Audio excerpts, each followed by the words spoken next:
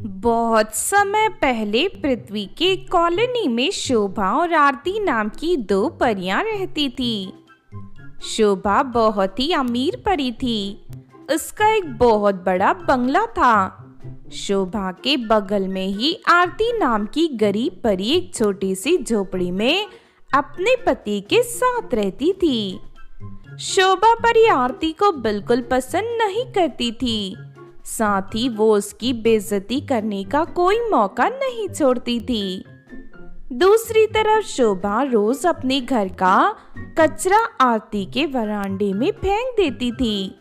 बेचारी आरती बहुत ही अच्छी परी थी, इसीलिए वो चुपचाप वरांडे में पड़ा कचरा खुद ही साफ कर लेती थी और शोभा परी की कोई शिकायत नहीं करती थी।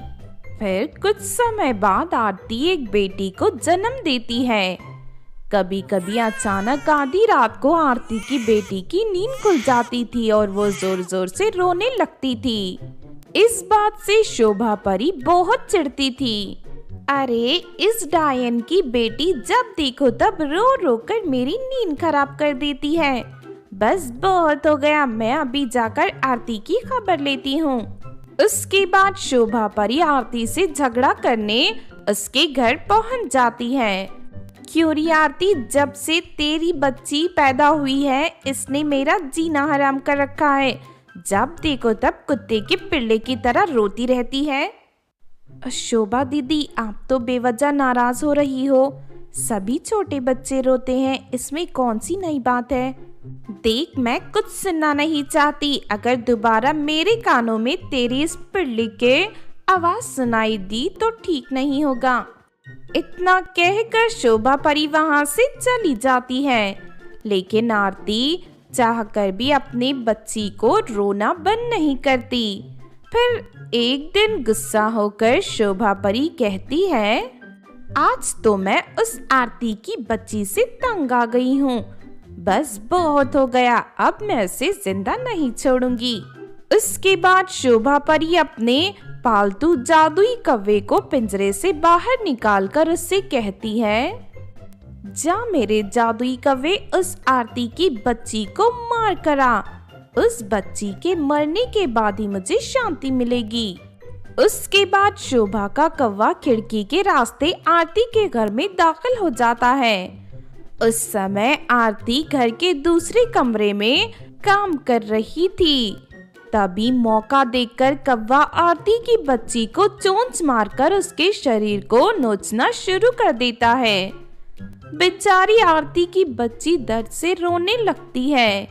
बच्ची की रोने की आवाज सुनकर आरती दौड़कर वहां आ जाती है। अपने बच्चे को खून में लथपथ देख आरती दुखी होकर रोने लगती है। तभी आरती का पति वहां आ जाता है। वो फौरन कौवे को पकड़कर उसकी गर्दन मरोड़कर उसे जलते हुए चूल्हे में फेंक देता है। दूसरी तरफ अपनी चाल नाकाम होने की वजह से अपने कौवे की मौत होने पर शोभा परी गुस्से से आग बबूला हो जाती है। मेरे प्यारे कौवे की जान लेकर उन दोनों पति पत्नी ने ठीक नहीं किया। अब मैं उनके बच्चे के साथ साथ उन्हें भी मार डालूंगी। उसके बाद शोभा परी एक जादूगरनी के पास से जादुई बिल्ली खरीद कर ले आती है। सुन मेरी प्यारी बिल्ली, तुझे उस आरती के घर को जलाकर राख करना होगा। चल जल्दी से जा और अपना काम पूरा कर। उसके बाद शोभा परी बिल्ली के पूंछ में आग लगा देती है। फिर अगले ही पल बिल्ली अपने मुंह से आग उगलना शुरू कर देती है। लेकिन बिल्ली वहां खड़ी रहती है और अपनी जगह से तस से मस नहीं होती। अरे, तू पागल हो गई है क्या बिल्ली? अगर तू यहाँ खड़ी रही तो मेरा घर जलकर राख हो जाएगा। चल जल्दी से आरती के घर में जा। लेकिन बिल्ली वहां से बिल्कुल नहीं हिलती। ये देख शोभा परी को बहुत गुस्सा आता है और वो एक डंडा उठाकर बिल्ली को मारने लगती है। लेकिन जादुई बिल्ली पूरे घर में उछल कूद मचाना शुरू कर देती है। देखते ही देखते उसके मुंह से निकलने वाली आग पूरे घर में फैल जाती है। ये क्या हो गया? इस बिल्ली ने तो मेरा पूरा घर में आग लगा दी। शोभा परी घर में लगी आग बुझाने की बहुत कोशिश करती है, लेकिन वो नाकाम रहती है। थोड़ी ही देर में शोभा परी का घर पूरी तरह आग की चपेट में आ जाता है। फिर किसी तरह शोभा परी अपनी जान बचाकर घर से बाहर भाग जाती है। अपने घर को जलता देख शोभा परी की आंखों में आंसू आ जाते हैं और वो अपनी गलती पर पछताते हुए रोने लगती है। इस तरह पल भर में शोभा परी का घर और उसकी सारी दौलत जलकर राख हो जाती है।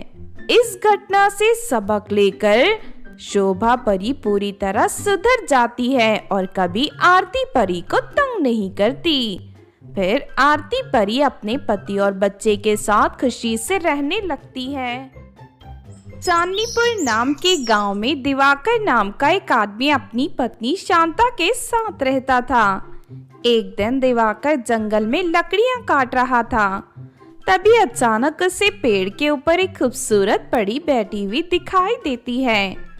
परी की खूबसूरती देख दिवाकर उस पर मोहित हो जाता है। तभी वो परी पेड़ से नीचे उतरकर दिवाकर के पास आ जाती है। सुनिए, मैं परिदेश से आई हुई एक परी हूँ। कुछ दिनों पहले एक तूफान में मेरा घर पूरी तरह टूटकर बर्बाद हो गया। अब मेरे पास रहने के लिए कोई जगह नहीं है। आप नेक और दयालु इंसान लग रहे हैं। अगर आपको कोई एतराज ना हो तो मैं आपसे शादी करके आपके साथ आपके घर पर रहना चाहती हूँ।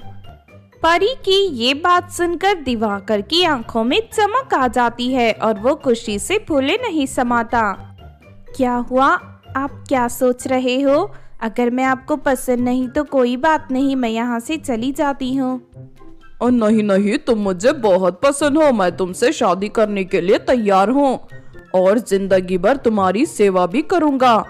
आखिर तुम्हारे जैसी खूबसूरत लड़की मुझे कभी नहीं मिल सकती। उसके बाद दिवाकर परी से शादी करके उसे अपने घर ले जाता है। दिवाकर के साथ परी को देख शांता की आंखें फटी की फटी रह जाती हैं। सुनिए जी, ये परी आपको कहाँ मिल गई और आप इसे घर क्यों लेकर आए हो? मैंने इस परी से शादी कर ली है। आज से ये इसी घर में रहेगी। हे भगवान, मेरी तो किस्मत फूट गई। मेरा पति मेरे लिए सौतन लेकर आ गया। अब मैं क्या करूं? बेकार में शोर मत मचा। तेरे जैसी काली कलोटी लड़की से शादी करके मैं बहुत पछता रहा था। भगवान ने अब जाकर मेरी प्रार्थना सुनी है और मुझे इतनी गोरी सुंदर पत्नी दी है। अगर तुझे इस घर में रहना है तो रह, और ना रहना है तो यहाँ से चलती बन। शांता के पास रहने का कोई और ठिकाना नहीं था, इसीलिए वह मजबूर होकर उस परी को अपनी सौतन स्वीकार कर लेती है। फिर एक रात शांता को अपने घर के पीछे वाले हिस्से से कुछ डरावनी आवाजें सुनाई देती हैं। शांता हिम्मत करके घर के पीछे जाती है। तभी शांता देखती है कि वो परी बहुत ही डरावना रूप धारण कर रखा था। साथ ही उसके सामने एक औरत की लाश पड़ी हुई थी। परी औरत की लाश से मांस नोच नोच कर खा रही थी। हे भगवान, मैं तो तुझे परी समझ रही थी, लेकिन तू तो एक खूनी चुड़ैल निकली। ठहर जा, मैं अभी अपने पति को तेरी सारी सच्चाई बताती हूँ। इतना कहकर शांता दिवाकर को बुलाने घर के अंदर चली जाती है। सुनिए जी, आप जिस परी को घर लेकर आए हैं, दरअसल वो एक चुड़ैल है। हमारे घर के पीछे वो एक औरत को मारकर उसकी लाश को खा रही है। दिवाकर फौरन शांता के साथ घर के पीछे पहुंच जाता है, लेकिन वो परी पहले की तरह खूबसूरत रूप में बदल चुकी थी। साथ ही उस औरत की लाश भी वहां से गायब थी। ये सब क्या है शांता? तुम तो कह रही थी ये चुड़ैल के रूप में बदल गई है। शांता दीदी मुझे बिल्कुल पसंद नहीं करती, इसीलिए मुझे घर से निकालने के लिए मुझ पर झूठा इल्जाम लगा रही है। खबरदार शांता, अगर आज के बाद तूने इसके खिलाफ कुछ कहा तो मैं तेरे दांत तोड़ दूंगा। इतना कहकर दिवाकर अपने कमरे में सोने चला जाता है। दूसरी तरफ परी रोज गांव की औरतों को मारकर खाना जारी रखती है। फिर एक दिन एक तांत्रिक की नजर उस पर पड़ जाती है। तांत्रिक परी का पीछा करते हुए दिवाकर के घर तक पहुंच जाता है। उसके बाद तांत्रिक एक बिल्ली को दिवाकर के घर के अंदर छोड़ देता है। वो बिल्ली परी के ऊपर झपट पड़ती है और उसके चेहरे को नोचना शुरू कर देती है। तभी परी गुस्से में आकर चुड़ैल का रूप धारण कर लेती है। परी को चुड़ैल के रूप में देख दिवाकर की आंखें फटी की फटी रह जाती हैं। हे भगवान, कोई बचाओ मुझे, ये तो सच में एक चुड़ैल निकली। मैं तो आपसे पहले ही कह रही थी कि ये एक चुड़ैल है। उधर वो बिल्ली देखते देखते विशाल रूप धारण कर लेती है और परी को अपने दांतों में जकड़कर उसे तांत्रिक के पास ले जाती है। ये कोई परी नहीं है, ये मेरे कैद से भागी हुई एक चुड़ैल है। अब मैं इसे वापस ले जाकर भूतिया कमरे में कैद कर दूंगा। उसके बाद तांत्रिक उस परी चुड़ैल को लेकर वहां से चला जाता है।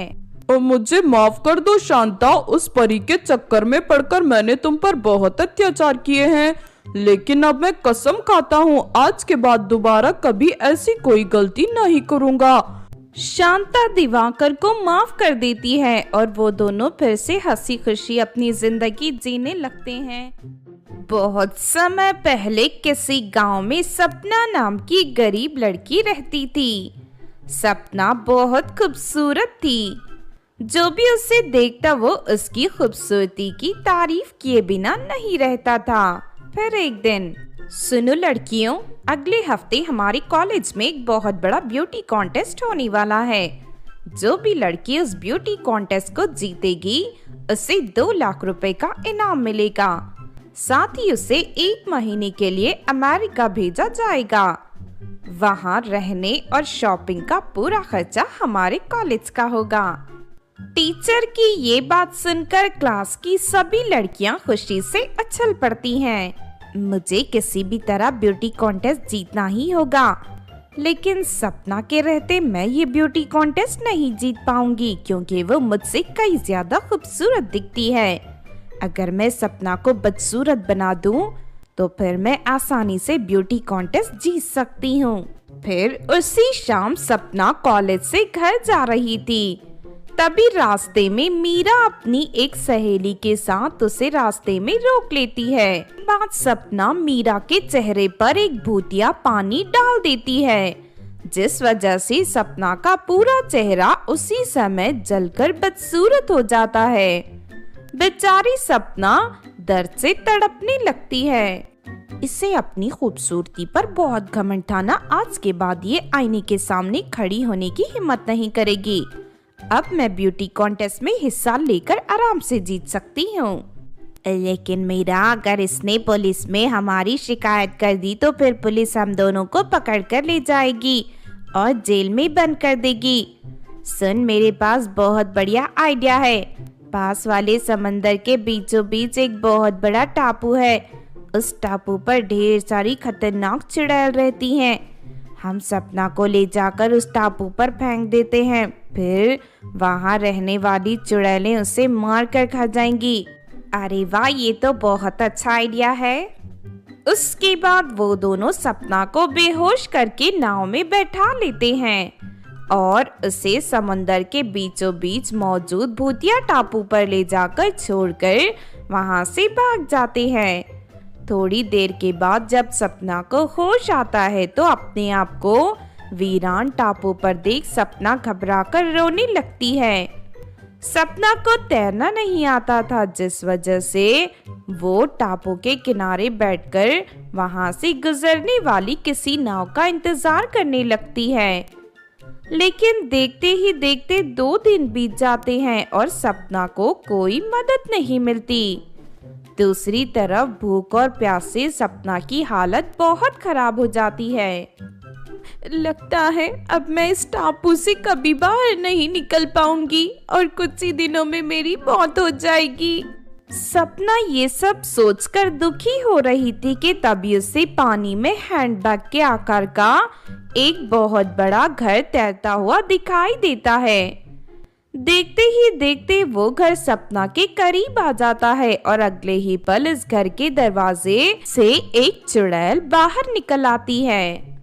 तुम कौन हो लड़की और यहाँ इस टापू पर क्या कर रही हो? सपना चुड़ैल को अपनी सारी आप बीती बता देती है। सपना की कहानी सुनकर चुड़ैल को उस पर बहुत दया आती है और वो उसकी मदद करने का फैसला कर लेती है। उसके बाद चुड़ैल अपने घर के अंदर रखा जादुई केक सपना को खिला देती है। उस केक को खाते ही सपना का जला हुआ चेहरा फिर से पहले की तरह खूबसूरत हो जाता है। उसके बाद चुड़ैल सपना को अपनी जादुई झाड़ू पर बैठाकर उसे वापस उसके गांव भेज देती है। फिर अगले दिन सपना अपनी जादुई झाड़ू पर बैठकर कॉलेज जाती है। सपना को देख मीरा और उसकी सहेली कावेरी के होश उड़ जाती हैं। अरे ये सब क्या है? ये सपना उस टापू से बचकर कैसे आ गई? ये क्या, ये तो पहले से कई ज्यादा खूबसूरत दिख रही है। तभी अचानक सपना की जादुई झाड़ू उन दोनों की पिटाई करने लगती है। हाय मर गई रे, ये झाड़ू तो बहुत ही खतरनाक है। हमें माफ कर दो सपना, वरना ये जादुई झाड़ू हमारी जान ले लेगी। फिर वो दोनों सपना के सामने गिड़गिड़ाने लगते हैं। ठीक है, मैं तुम दोनों को सुधरने का एक आखिरी मौका दे रही हूँ। अगर आज के बाद तुमने कभी कोई गलत काम किया तो मेरी जादुई झाड़ू तुम दोनों की जान ले लेगी। चलो भागो यहाँ से। उस दिन के बाद से मीरा और उसकी सहेली पूरी तरह सुधर जाते हैं। दूसरी तरफ ब्यूटी कॉन्टेस्ट में हिस्सा लेकर सपना ब्यूटी कॉन्टेस्ट जीत जाती है। उसके बाद सपना अमेरिका जाकर मजे से वहाँ की सैर करने लगती है। साथ ही वहाँ ढेर सारी शॉपिंग भी करती है। उसके बाद सपना घर आकर अपनी जिंदगी खुशी से जीने लगती है।